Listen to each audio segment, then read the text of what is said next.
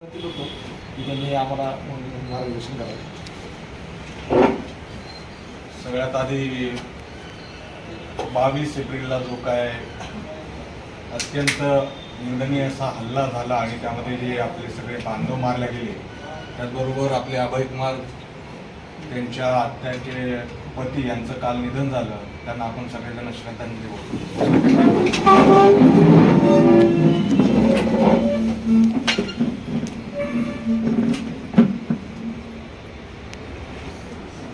केवळ ह्या दोन कारणासाठी मी तो हार घेतला नाही. तुम्हाला वाईट वाटलं असेल आणि मात्र तुमचं सगळ्यांचं प्रेम आहे. सरांनी मागच्या 15 दिवसापासून आपण या बैठकीसाठी सगळेजण प्रयत्न करत होतो, पण मध्ये ही दुर्दैवी घटना घडली आणि पुण्यामध्ये पत्रकारिता करत असताना या सगळ्या घटनांवर आम्हाला न्यूज चॅनलचे जेवढे रिपोर्टर आहेत त्यांना सतत स्टँड बाय राहावं लागतं आणि म्हणून आजचा दिवस ठरला इकडे यायचा.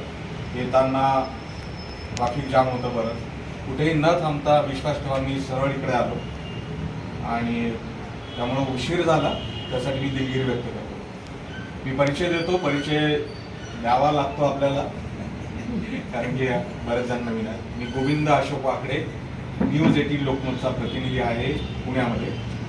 जवळपास 15-16 वर्ष झाले आता पत्रकारितेमध्ये आहे. याच छत्रपती संभाजीनगरमध्ये मी मास कम्युनिकेशन झकारी या कॅम्पसला पूर्ण केलं 2010 आणि आता 2025 बरोबर मला वाटते 15 वर्ष झाले असतील. या शहरातल्या प्रत्येक गल्लीमध्ये फिरून पत्रकारिता शिकताना, फील्ड रिपोर्टिंग करताना आणि आता याच शहरामध्ये अध्यक्ष म्हणून एका मोठ्या संघटनेचा आल्यानंतर मला माहिती आहे की माझ्या आत्ताच्या भावना काय आहेत.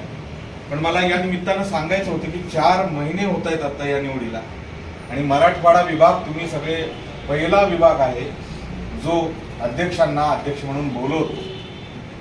ज्या दिवशी निवड झाली त्या दिवशीपासून मी वाट बघत होतो की कोणता विभाग बोलवतो आपल्याला. म्हणजे मला खरं तर पदाचा अजिबात मोह नाही. 14 वर्ष मी या संघटनेसोबत आहे. पुणे, पिंपरी चिंचवडमध्ये 6 अधिवेशन झाले आणि त्या अधिवेशनाला मी अतिशय बाहेर बसवतो. मला त्याचं कधी वाटलं नाही. पण विश्वास ठेवा की हे सगळे जे ज्येष्ठ मंडळी आहे याच्यातनं नावं जाते आणि मग त्यातनं ती निवड होते आणि तशा पद्धतीने निवड झालेली आहे. खरं तर संघटना तुम्ही आता ज्या काही सूचना दिल्या त्या संघटना मजबूतीकरणासाठी नक्कीच महत्वाच्या आहेत. पण मी पहिल्याच दिवशी सांगितलं होतं अण्णा की संघटना पत्रकारिता जी आहे, पत्रकार संघटना आहे, त्यांनी कुठेतरी चौकटीच्या बाहेर जाऊन कामं केली पाहिजे. आणि पहिल्या दिवशी महाराष्ट्रातली ही पहिली संघटना असेल की राज्य सरकारच्या प्रत्येक योजनेचं ऑडिट करेल आणि ऑडिट करून ते लोकांना दाखवेल अशा पद्धतीची मी घोषणा केली. खरं तर हे काम पत्रकारांचंच आहे की आपण फक्त बातम्याच्या पलीकडे जाऊन काय करू शकतो. तर लाडकी बहीण योजना आता जी सगळ्यात जास्त गाजती आहे, जी खोटी होती असं मला वैयक्तिक वाटते, ती किती लोकांपर्यंत, किती बहिणींपर्यंत पोहोचली याचा ऑडिट आपण आपल्या जिल्हा स्तरावर, तालुका स्तरावर जेव्हा द्यायला लागू, म्हणजे केवळ हीच योजना नाही, अशा शेकडो योजना आहेत, त्यांचा कुठेतरी आठवड्यातून एकदा आपण मांडणी केली तर सरकारवर वचक राहील. प्रत्येक वेळेस असा कोड घालायचा, मुंबईला जायचं, मंत्रालयामध्ये जाऊन तिथं पाय चाटत बसायचं, यातला मी नाही आहे. मला ते आवडतही नाही आहे. ज्यांना गरज असेल, सरकारला वाटलं उद्या हे सगळे येतील, ते आपोआप आपल्या संघटनेकडे येतील.